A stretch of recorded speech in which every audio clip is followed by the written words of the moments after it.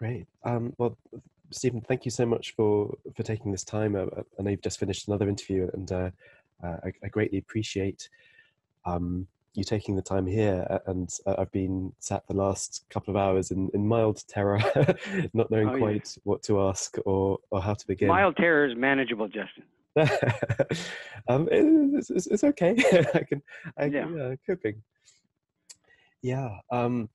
And it occurs to me that this mild terror is not unfamiliar, and many of my friends and country people here in the UK have been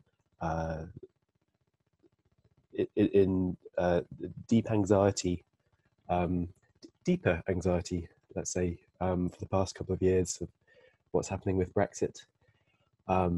And you are shortly to come to our shores with the Nights of Grief and Mystery tour as well. And I know from having watched it, having attended in 2017, it's largely drawn from your experience in palliative work. And yet there's something deeply, it's troubling, but a very nourishing kind of trouble that breaks open the doors of wonder or something like that, to stripping away certainty. And but there's something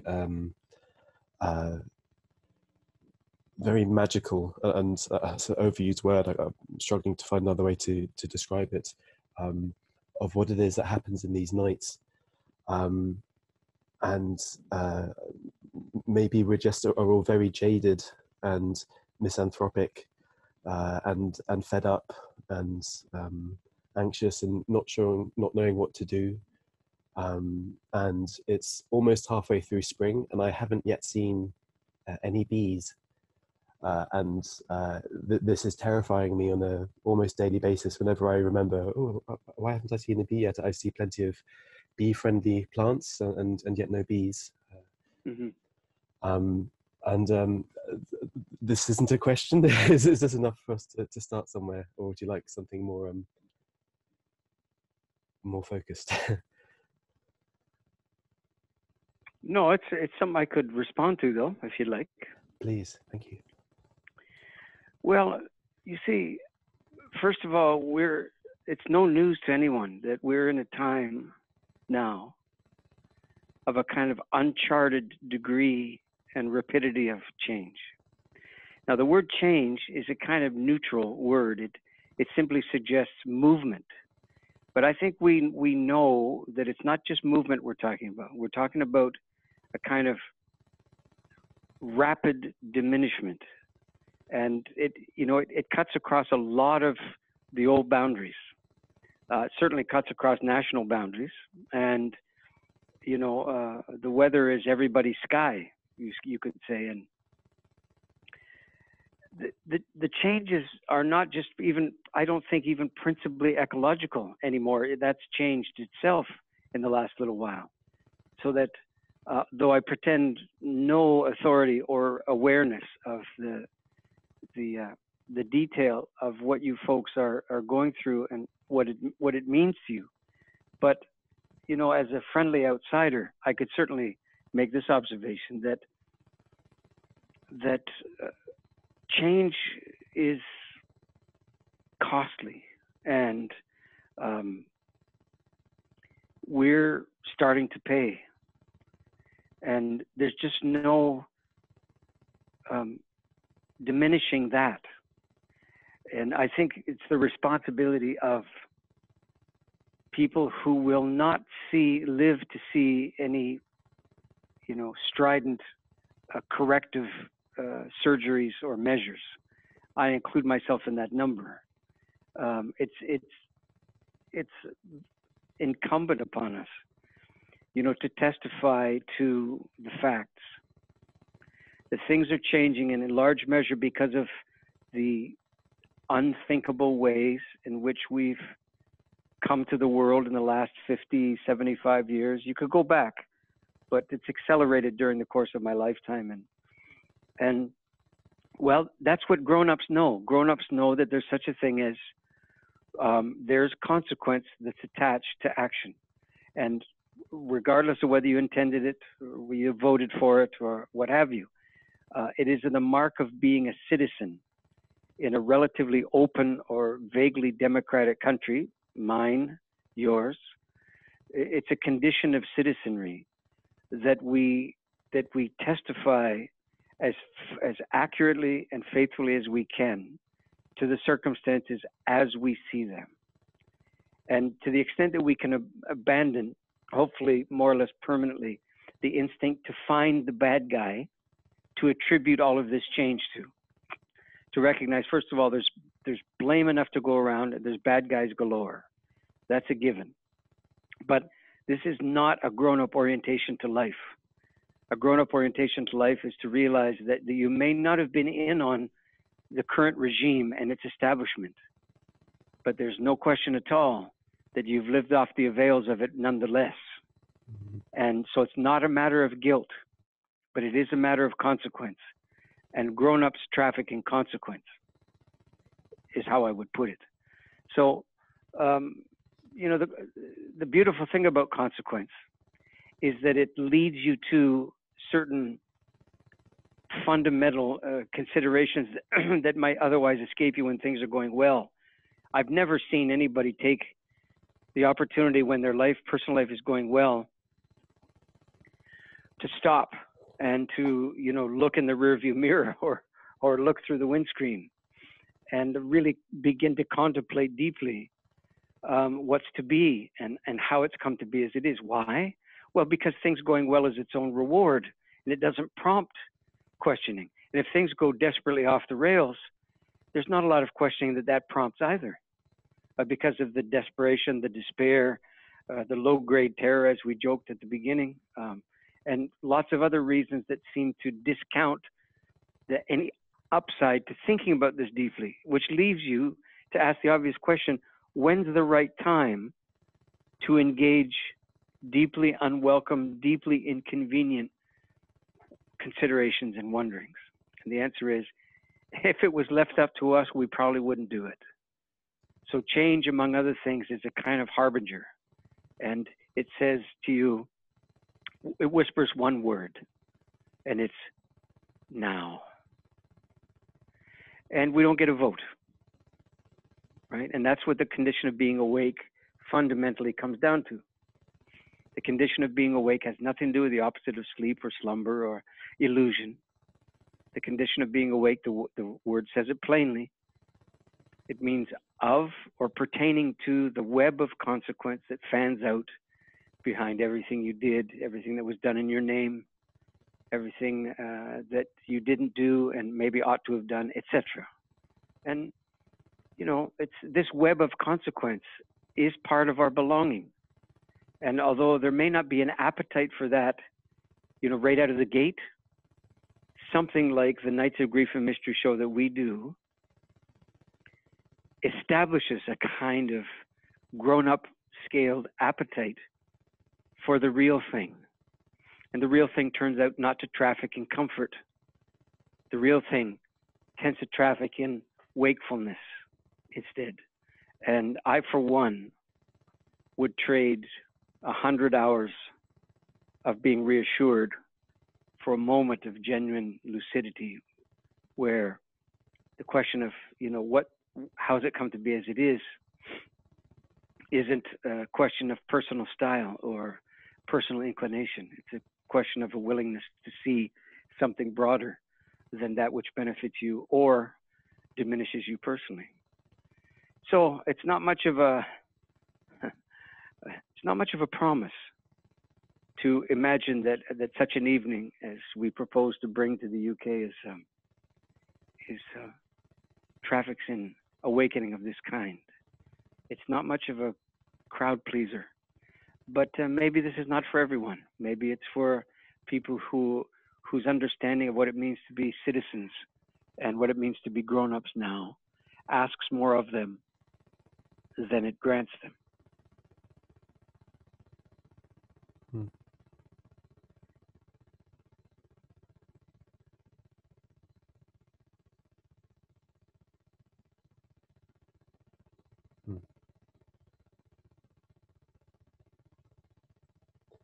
There's something about the night school for mystery, the evenings that brings the world and everything of importance about it into very sharp relief. It seems Yeah. my experience almost of turning the ring on a telescope to bring the world into focus, not in the context of global politics, just life. And Although you could take out the word "just" out of that sentence, and you'd hit the money. yeah, right. And that seems what's the word? Non-partisanal with regards to any particular political stance, and yet I again on an almost daily basis, or sometimes multiple times a day, seem to be confounded with just what seems a very obvious thing about life, that there are some deeply untrustworthy people in very high positions of power and authority, and it does seem to be that the populace is cast into broadly two camps: those who, from my perspective, believe the words that come out of these people's mouths, and those who don't, and are deeply uneasy. And to make it more complicated, the other group have similar feelings about the kind of people who I would probably look to as leaders. Sure. So I take fully what you mean about not wanting to make bad guys out of people, and yet it seems there are some very bad actors, psychopaths even, pulling strings. And maybe that's just how it is, and there's really nothing we can do about it for now. Is that a conclusion you would also come to? Well, let's start with the last thing. There's nothing you can really do about it. This is a recipe for letting yourself off the hook easy. I'm not saying that the feeling couldn't be widespread, but despair of this kind is really a consequence of a certain kind of privilege. And I don't say that in a shaming way, but it's proper to recognize that if you have time enough to engage a level of low-grade, sort of boredom-induced ennui about the current state of affairs, you're not doing too badly compared to, I don't know, 3 or 4/5 of the world's population. Now, that's just simply a wake-up call. Me saying it that way is obviously it's a challenging thing to say. Look, politics is not a place where the best and the most committed people are likely to go. So why go to the hardware store for bread? It doesn't condemn politics to be kind of one of the outer echelons of Dante's Inferno. It simply says, well, what do you expect, man? I mean, if the whole operation, it fitfully goes from one election to the next, and the whole operation is designed to seduce from you simply a yes or a no, and then leave you to your own devices for the following X number of years, well, what do you reasonably expect such an arrangement is going to turn into?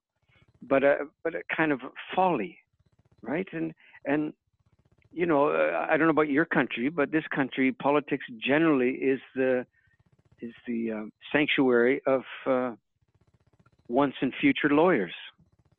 So without shaming a particular profession, but the nature of law, among other things, is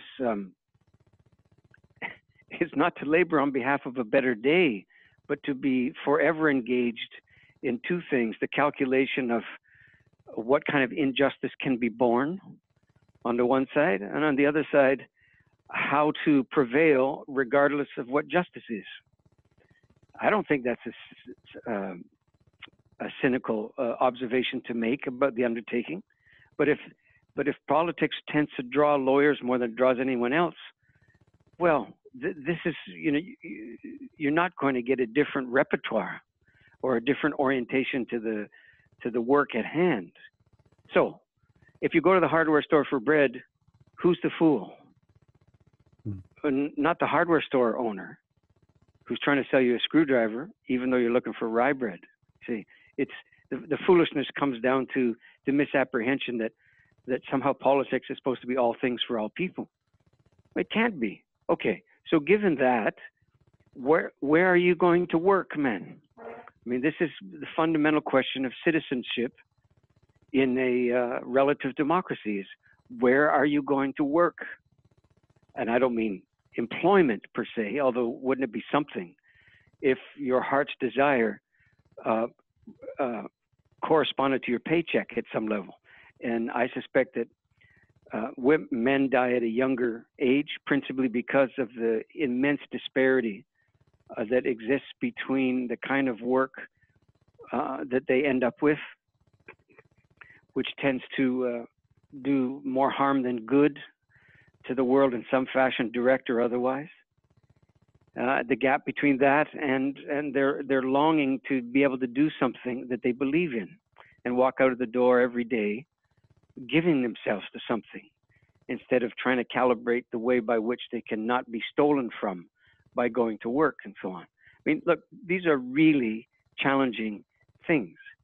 But when you're laying there on your deathbed, which is not a bad calculus to go by, what do you want to be able to remember? Do you want to remember that you were relatively easily defeated by a generic despair, and that's what you're going to lay at the feet of people 1/3 your age when you're in your 70s or your 80s? Because you're answering the question by how you proceed and how you mobilize now. It's not a question you're going to answer in the future. You're actually answering it now. So maybe it comes to this. I wrote a book not that long ago about elderhood, and in it, I imagined the following scenario, that a young person comes to you with 2 questions only. And the first one is, when you were my age, did you know what was happening? Which is a genuine question and concern of a lot of young people today. Why? Because they want to believe at some level that you didn't know what was happening.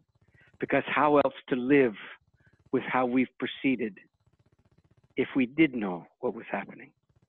And that becomes an unbearable proposition for a lot of young people. So that's the question, which is half rhetorical. Please tell me you didn't know. Well, what's the authentic answer, particularly in an age that credits itself with trafficking and information more than anything else? The answer is, when I was your age, given the technology of the times, even 20 or 30, 40 years ago, this was true, that anyone who wanted to know what's going on could have known. But not everybody did want to know. And so not everybody knew. And from what I can tell, things are not appreciably different now. That seems to me an authentic answer to that question. But there's 2 questions. And the second question the young person has is something in the order of, so what did you do then? Given that, what did you do? And whether you feel it personally, whether you can afford to feel it personally, I think it's an incontrovertible fact of life that we live a kind of subtle indebtedness that has not quite announced itself yet. And our indebtedness takes the form of the generation that's born after us. We incur a kind of indebtedness, and they are our debt. You see? So whatever you have to say to them or me comes down to how we live in the face of things like national calamities, personal travail, the kind of grind of things, and of course, if you lose your way for 5 seconds, just listen to Leonard Cohen for a minute. I mean, it's not that it'll fix anything, but it will really credit your difficulties. really credit them. And he's got a line apropos of, the political observations you made in your question. Something like this. He said, well, the dealer wants you thinking that it's either black or white. Thank God it's not that simple.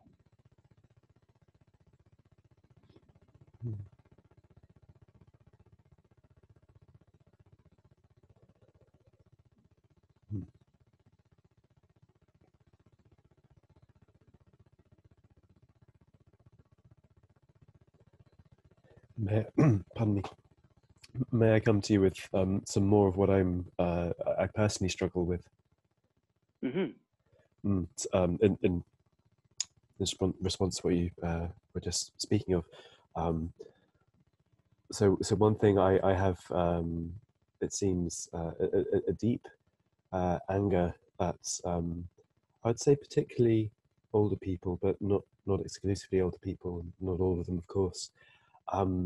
But for example, where I live, in the communal gardens, with how frequently the lawn is mown, it sounds silly and simple, but each time it's mown, the flowers, the weeds that have grown since the last time are killed, beheaded. And I almost want to scream something about it, that not realizing or knowing but doing it anyway, that we really do need all of these flowers for to stop the collapse of insects that are going to be fertilizing our food. And on the other hand, I can barely summon the energy to separate my recycling sometimes. And I know that if ever I update my, get a new computer or a laptop or a smartphone, I know that that's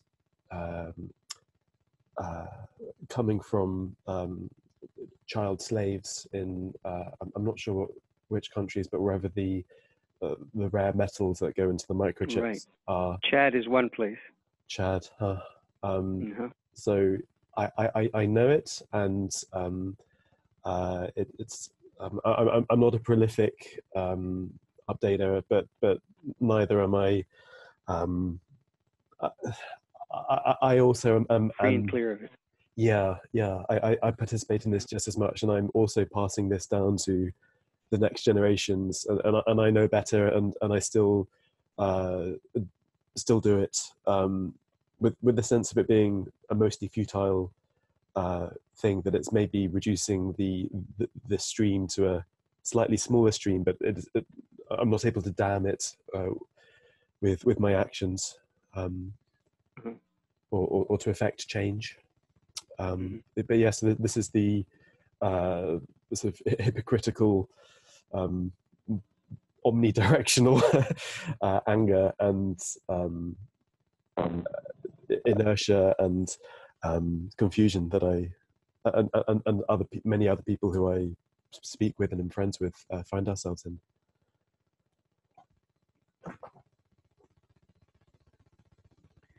Well, first of all, big answers are untrustworthy. Answers that cover all the bases is no answer at all. It's just a gauze. All wounds are local and specific. I think so. And if that's the case, then all responses should, at the end of the day, land in a local and specific way. It's very difficult. We live in a time where you're so utterly inundated with the macro level everything, and you're held to a kind of strange moral code that obliges you to be one individual in a very particular place, be set with a global mind.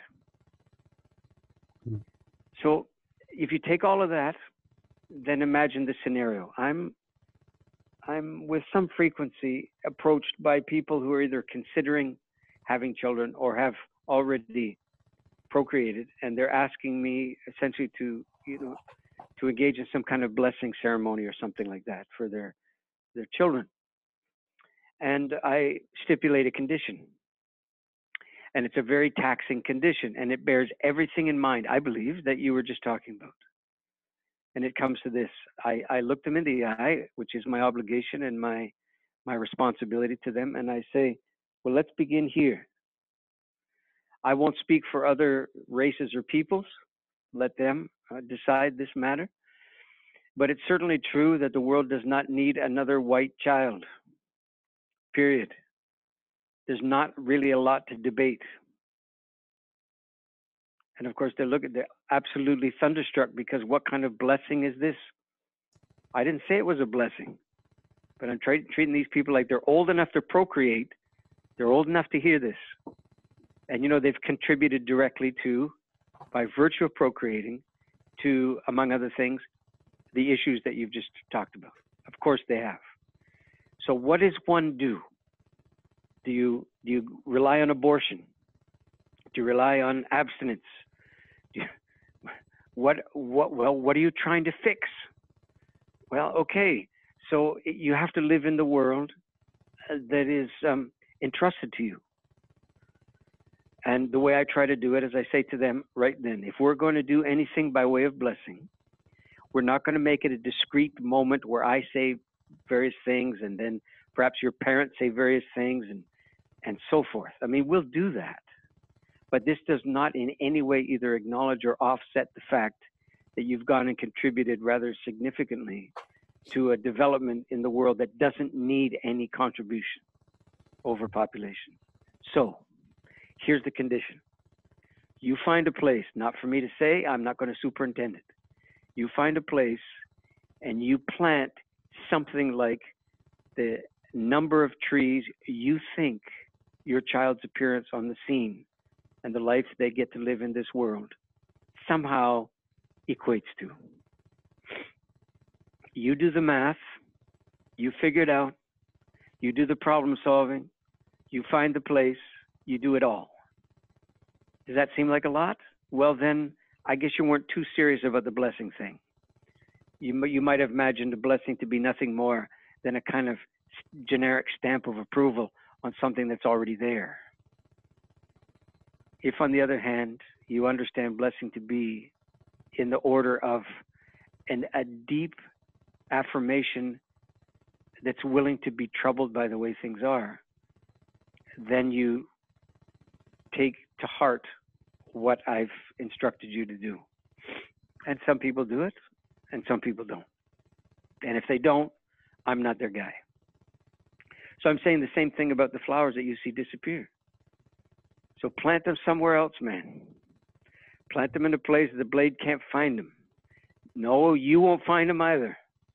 No, you won't see it. No, you won't benefit directly from any rehabilitative or redemptive measure that you undertake. Because that's the time we're in now. Because the fix is in the short term. And I'm not lying about it. And I'm not telling you that you're over responding or you're exaggerating. I mean, that's the word. The word responsibility means the capacity to respond. And the circumstances you describe them, they're potentially paralyzing. So paralysis is the kind of armchair affliction of the people living at one step removed from the things that you've talked about. But it's possible to be engaged. And last thing I'll say about it is this. It seems to be the mark of grown-ups, it seems to me anyway, that one of the mark of grown-ups is that grown-ups undertake difficult, challenging, heartbreaking work without requiring a prior assurance that by taking up the work, there will be some kind of commensurate upside to be had, and to be realized, and to be felt, and to be seen. In other words, grown-ups don't demand to be paid before they do the work. So sometimes you got to do the work you're not going to live to see the consequences. And we're in such a time that we need more workers, I think, and fewer people who want to know that they're in on a good thing and be rewarded ahead of time with that sense of hope or encouragement or affirmation.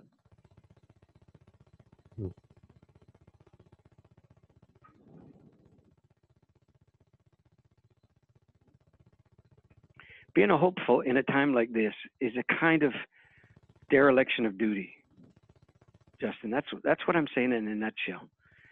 I understand the draw of being hopeful, but I've forgotten it. It's the name of a not morphine, but a drug replacement, generic drug replacement for treating addictions. James, what's the generic word for the drugs? Methadone. Thank you. That's the word I'm looking for. Yeah. That's what hope is. It's methadone. See, it just traffics in a slightly less toxic material. That's all hope really, really does. So the truth of the matter is, if you're addicted to hope as a prerequisite, then everything always has to have an upside. But we're not in that time, you see. So me and this little band of mine, we're traveling different places in the world doing a show. I mean, what's the point of doing a show in the teeth of this kind of storm? And the answer is, everything I've been telling you about is in what we do. So I've taken a look at the circumstances, and this band materialized on my doorstep and volunteered for something like heavy duty. And so I said, let's go. And, I'm doing what I'm doing as a consequence of what I'm saying to you. Nobody else has to do this, but I have to do it. And we have to do it. And when this is done, I'll try to find something else. Because I'm trying to answer those kids who are going to come up the driveway asking me, what did I do when the heavy weather starts to blow in?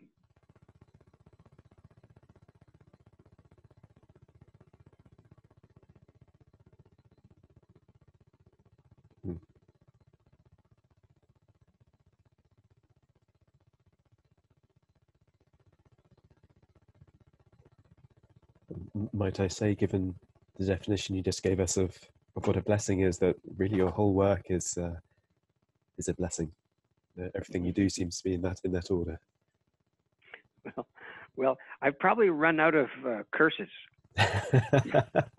Not to elevate my endeavors unnecessarily, but you're very kind to have said it. But the deeper matter at hand is, I had my time of try to find the bad guys and heaping calumny and the rest, and I'm more than capable of it still, but it doesn't make much of a claim upon me anymore. And I don't say that a well-placed episode of genuine anger and outrage isn't absolutely called for. It's absolutely called for. Very occasionally, it should be directed specifically at a person or people. But more often than not in the West, these acts of outrage are acts of impotence. And they're often directed at people trying to make somebody pay so you can feel the consequence of your actions. But impotent people traffic in impotence, you see? So there's something about the willingness to bless that is, to my mind, the antidote to impotence. It's not the opposite, it's the antidote. It's a blessing has real and genuine consequence in the world, but you have to practice it. It's not a feeling. And blessing has nothing to do with the proving of the way things are. It has everything to do with a kind of embodied advocacy for a better day. This is actually what blessing is, as I understand it, and as I on my better days practice it. So what are we to do when we have so few role models for blessing and living in that way, when most of the people who are activists or agitating for change or a better world are frankly very angry, and to many people are off-putting for that reason. Not to me personally. I of course sympathise with their anger, but that seems to be part of the stalemate of the whole thing. and yeah, there's so little by way of knowing what this is, and what it looks like, and how it should function. And uh, in the modern day spiritual communities, there's a lot of emphasis on forgiveness and a sort of premature sort of a kind of like a false unity that maybe is existing in a very sort of transpersonal, transcendental, universal state, but doesn't exist in the world as we are here and now between us. So there are certainly some ideas of what such a blessing or living in this way might look like, but most of them half-baked, if I can put it that way, or misguided, or avoidant, or etc. Yeah. Well, listen, two little things about the tendency to think ill of the human race. Misanthropy by another name. First thing to say about it is that it seems that only human beings have come up with misanthropy as a kind of solution reflex to the dilemmas at hand.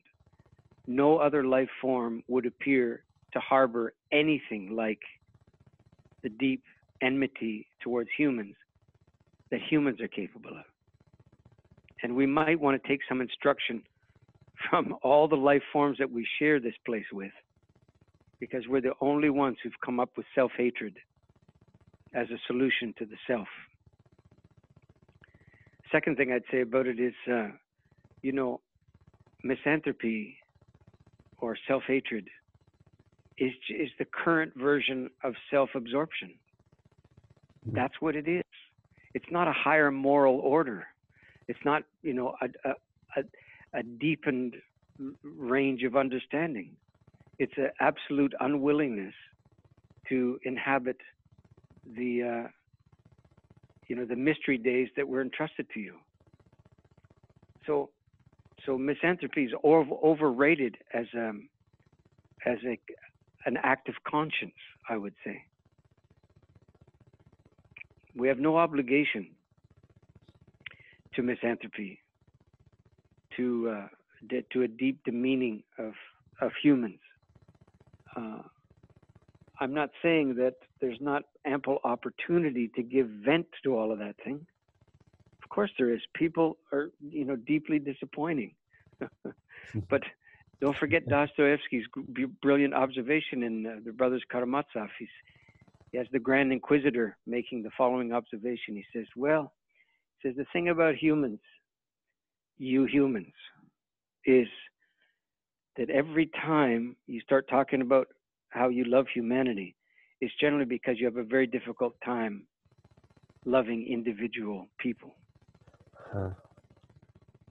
And the truth of the matter is, you can't find humanity. Go look for it, but you can't find it, because there's no such thing. There's individuals trying to make a go of the humanity that was entrusted to them.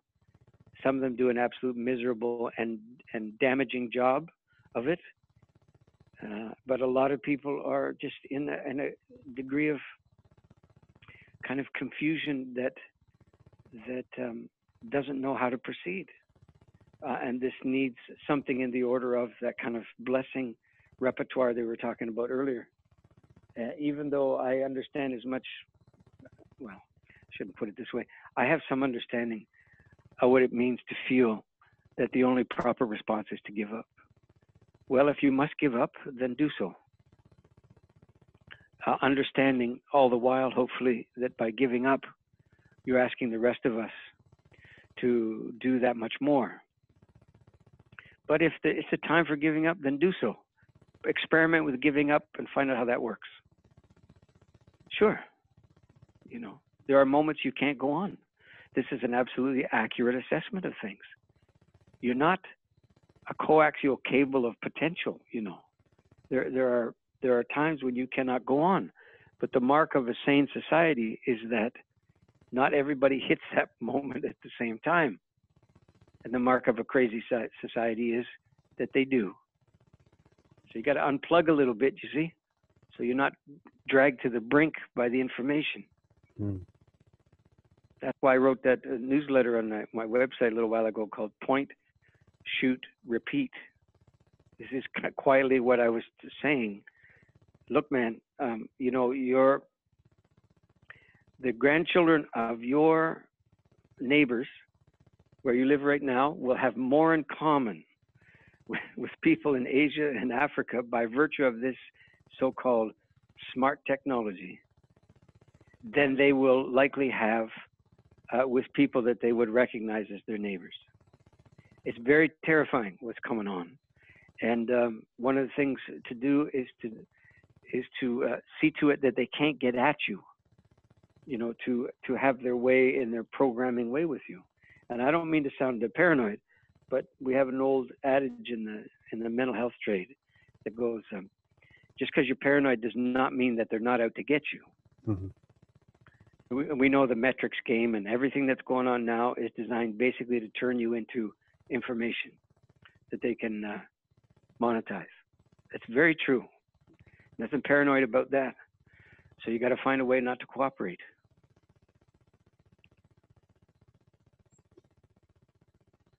Hmm.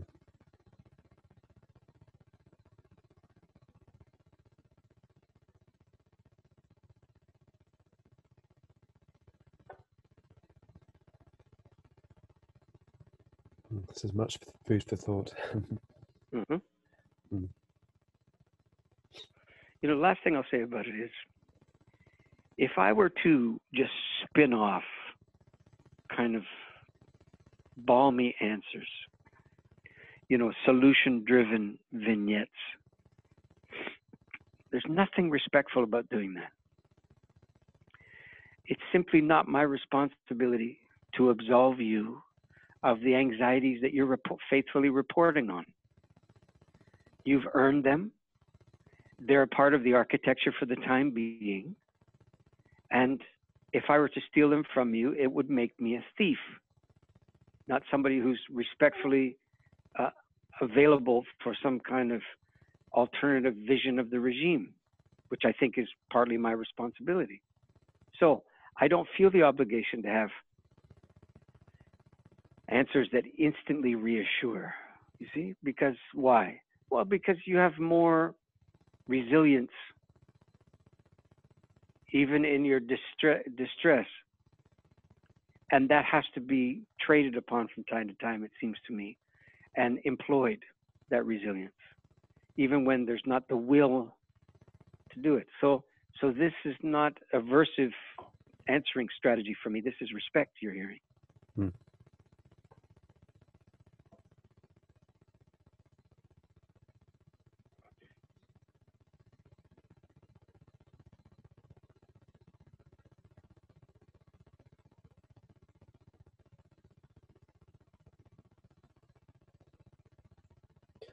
What I would say, I'm giving voice and air to. I'm coming to you with my troubles, my difficulties, my frustrations, and so on. But as I'm growing up, becoming older, I'm what you're talking about. It isn't a completely foreign concept to me. And Mm-hmm. to link back perhaps in closing to the Nights of Grief and Mystery that you'll be offering us, my experience of attending those evenings and of your work generally, there's something about the heartbreak that happens through the storytelling you do and Gregory's music that makes it possible to proceed or in some way carry everything that's happening in the world, even though you're not telling stories about the whole world or about the things that we have specifically spoken about. It's specific moments that you witnessed or are part of in palliative work and other encounters with grief and death and dying and sickness and life and death and birth and all that. And there's something in that which is just humanizing, and sort of draws me out of um, the spell of I'm not sure how to put it, uh, everything that seems to be distancing and dehumanizing and artificial and unimportant, um, about my daily life and how things are at the moment, and into the very real, which is deeply mysterious. The nights are aptly named, and there's, well,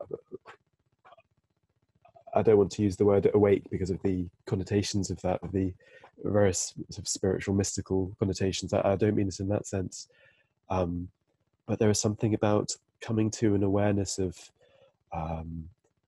what's important, and just how real all of these things that happen anyway, but are hushed away, and hidden away, and sort of cloistered away from polite conversation. That the time that you give us to, in which you speak about these, and Gregory performs his music, it opens up vistas of aliveness and deep feeling, which can absolutely include misery and wretchedness, but also great beauty and joy and appreciation for the magnificence of life containing all of that. And that has been an antidote to my misanthropy. Hasn't penetrated fully, and also, as this is happening, I'm coming even more deeply into turmoil about how things are. But it's also not without succor, and it's a blessing. Oh. Well, you're very kind to say that. I think probably, though I don't, as a rule, quote, describe what it is, because it's a mysterious enterprise when it happens. But if I'm pressed, and I would say, well, we're probably testifying more than entertaining. And yet people constantly say, my God, that was funny. How did that happen? For example. And the answer is, well, these are not opposites. You know, testifying to the way things are in a troubled time is not the opposite of hilarity. Hilarity is another way of understanding it. It's another part of the repertoire of being a human being in a troubled time, in a time that would seduce you away from being a human. See, so this is, you know, the last thing I'd say about it maybe would be this. I was doing an interview and they were asking me to compare Nights of Grief and Mystery, some other kind of cultural or musical event. And I said, well, I think it's not theater. It's from a time before we had theater. How so? He said. Well, I said, you know, the thing that makes theater, when all is said and done, is the presence of an audience. That we would all acknowledge that the audience has the consequence of casting the whole thing in a kind of performative, if not spectacle, fashion. And it is in some way or other intended to have consequence upon the audience. But the audience consequence is very meager. It's be present and basically vote yes or no, kind of election style, and not much more than that. I think Nights of Grief and Mystery comes from a time that's ceremonial or ritual, which is what ritual is ceremony minus an audience. We don't have audiences.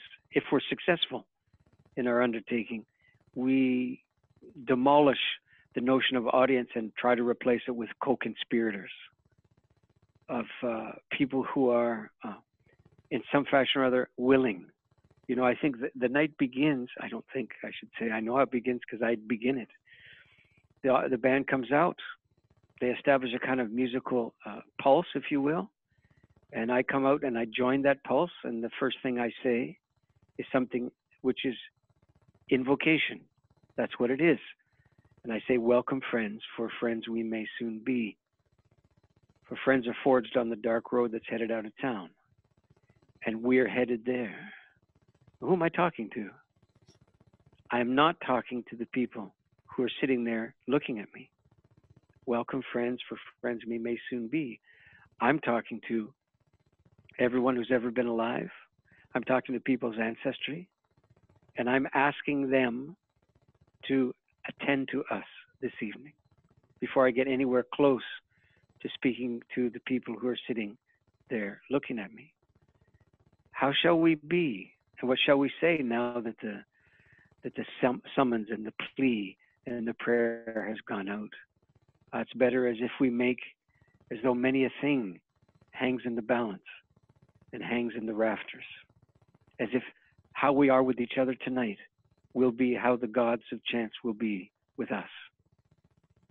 That doesn't sound like theater to me. That sounds like ceremony. And we proceed that way. And we literally call in the saints to the best of our ability and ask people to join us in doing so. And somewhere along the line, if we're successful, there's no more audience. There's all of us pulling in the direction of a better day. And that's not a bad expenditure for an evening in the equivalent of a couple of bad or questionable takeout meals.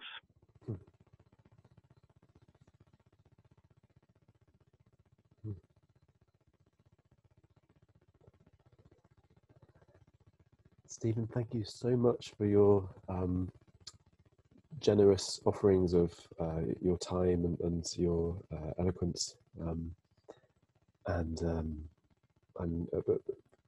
again in awe of your ability to tackle these topics and to every time to say something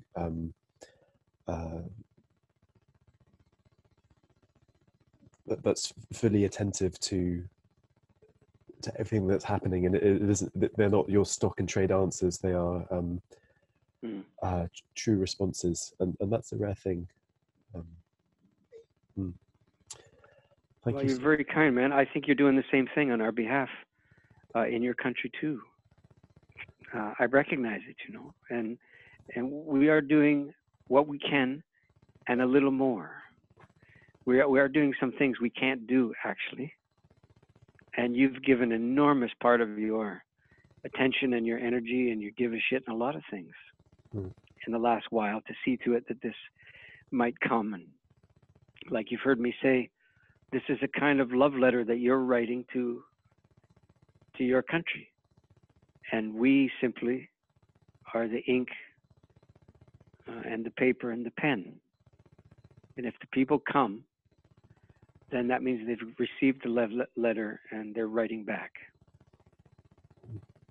And if you can pull that off in one evening in a house full of strangers, well then, why would you quit? You see? That's the very antidote to despair that we were talking about. So many a thing is possible, regardless of how likely it is. And the Nights of Grief for Mystery is deeply unlikely. And it happens. And it's going to happen again. And we're coming. So let's brag about that. And on the other side of it, that's exactly what we'll do.